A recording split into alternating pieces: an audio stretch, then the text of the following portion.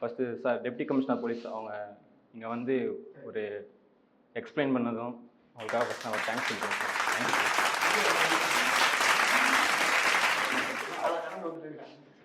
இப்போ எனக்கு food accommodation கொடுத்து அவங்க எக்ஸ்மோல் பாலிமர்ஸ் அவங்க ஃபவுண்டர் சீனிவாஸ் அவங்களுக்கும் நான் ரொம்ப தேங்க்ஸ் சொல்கிறேன்.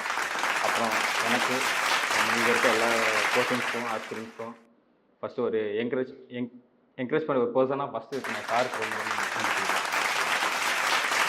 அப்புறம் அந்த டீச்சிங் ஸ்டாஃபு ரொம்ப ஃப்ரெண்ட்லியான ஸ்டாஃப் எல்லாருமே. நான் டவுட்ஸ் எது கேட்டாலும் அவங்க கொஸ்டின்ஸ் கேட்குறாலும் அவங்களுக்கு எனக்கு ரொம்ப சப்போர்ட்டாக இருந்த எல்லா ஸ்டாஃபுக்கும் ரொம்ப தேங்க்ஸ் சொல்லிக்கிறேன் சார். அப்புறம் நான் டீச்சிங் ஸ்டாஃபுக்கும் நான் ரொம்ப தேங்க்ஸ் சொல்லிக்கிறேன்.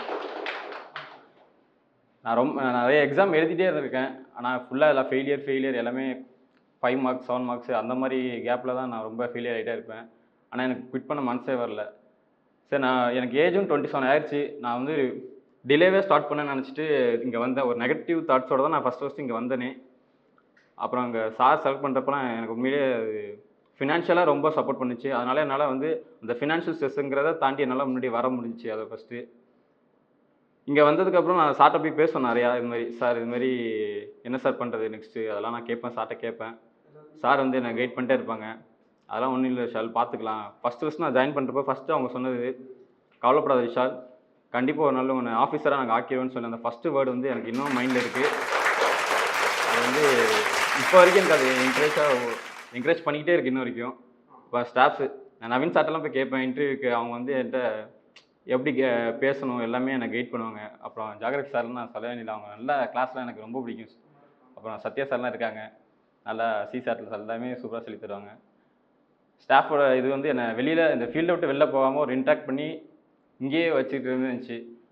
அப்புறம் எக்ஸாம் நான் ப்ரிப்பேர் பண்ணிட்டு இருந்தேன். அதுமாரி சார்ட்ட சொன்னேன், சார் இதுமாரி எனக்கு கொஞ்சம் லீவ் வேணும், நான் படிக்கணும் சார்னா. சார் கண்டிப்பாக படிச்சுட்டு வா விஷால்னு சொல்லி நான் கொஞ்சம் அதையும் என்கரேஜ் பண்ணாங்க. நான் அதையும் படிச்சுட்டு வந்து சொன்னேன் இதுமாரி, சார் நான் எக்ஸாம் பாஸ் பண்ணிடுறேன் சார் அப்படின்னு.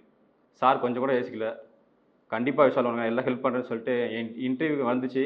எனக்காக ஒரு எக்ஸிக்யூட்டிவ் இன்ஜினியர் சாரை கூப்பிட்டு வந்தாங்க. எனக்காகவே தனியாக ஒரு பர்சனுக்காகவே தனியாக இன்டர்வியூ பேனல் ரெடி பண்ணி, அதுக்கு அவங்க நான் எக்ஸ்பெக்டே பண்ணல, ஒரு பர்சனுக்காக மட்டும் போயிட்டு கூப்பிட்டு வருவாங்களான்னு தெரிஞ்சு நான் எக்ஸ்பெக்ட் பண்ணல. அதுக்காக ஃபஸ்ட் நான் சார் சொல்லுவேன். இதெல்லாம் எனக்கு ரொம்ப சப்போர்ட்டாக இருந்துகிட்டே இருந்துச்சு. பின்னாலேருந்து என்னை விட எனக்கு பின்னாலேருந்து யாரோ ஒருத்தங்க என்னோடய சக்ஸஸ்க்கு புஷ் பண்ணுறப்ப எனக்கு இன்னும் இது கண்டிப்பாக நம்ம பாஸ் ஆகிடணும் ஒரு மைண்டில் ஓடிக்கிட்டே இருந்துச்சு. அது வந்து எனக்கு இன்னும் ஒரு இப்போ வரைக்கும் அது எனக்கு ஒரு புஷ் பண்ணிக்கிட்டு தான் இருக்குது. இதெல்லாம் எனக்கு ஒரு ட்ரைவ் சப்போர்ட் மாதிரி போயிட்டே இருக்குது இன்ன வரைக்கும். கண்டிப்பாக சார், நான் இது வந்து என் லைஃப்பில் ஃபஸ்ட்டு ஜேர்னியாக நான் நினைக்கிறேன், ஸ்டார்டிங் சக்ஸஸ் ஜேர்னியாக நினைக்கிறேன். பட் நான் இன்னும் ஒரு ஐஎஸ்ஓ ஒரு ஐபிஎஸ்ஸாக ஆகிட்டு கண்டிப்பாக இங்கே வந்து பேசணும்னு நான் நினைக்கிறேன்.